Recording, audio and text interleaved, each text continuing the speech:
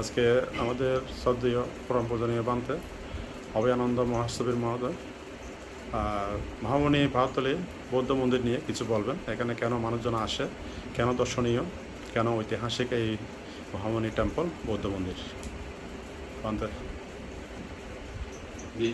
মহামণি সাংঘ্যমস্তবীর বার্মাতে গিয়ে সেখানে মহামণিকে দর্শন করে তার একটা ইচ্ছে উৎপন্ন হয়েছিল। আমরা প্রধানতন্ত্র ব্রিটিশ আমলে আমরাও একটা মহামণি প্রতিষ্ঠা করব এসে ওনার প্রচেষ্টায় এই